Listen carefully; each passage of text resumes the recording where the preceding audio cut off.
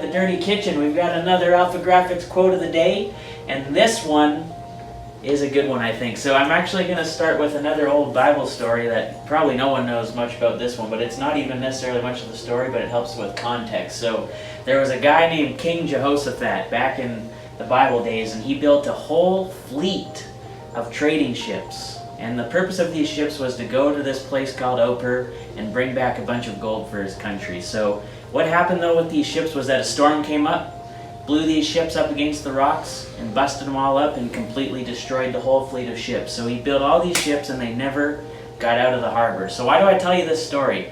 Because think about it if you change this and flip it into a life perspective. Think about all of these great goals, dreams, these great plans, these great business ideas, these great vacations you want to take. You've built all these amazing ships. You could look at them as like ships. And you build all these great things up, but they've never left the harbor, right? People have all these great stories about what they're going to do. Marcus had that quote the other day, don't talk about it, be about it. People will always talk about all these great things. Oh, I'm going to do this, I'm going to do that. And you've built this great ship, and it never gets out of the harbor. People say, I'm waiting for my ship to come in. How's your ship ever supposed to come in if you don't get your ship out of the harbor in the first place, right? So you really have to think about that. I know even in the Dirty Kitchen we have lots of great ideas. We have one behind Marcus on the board there.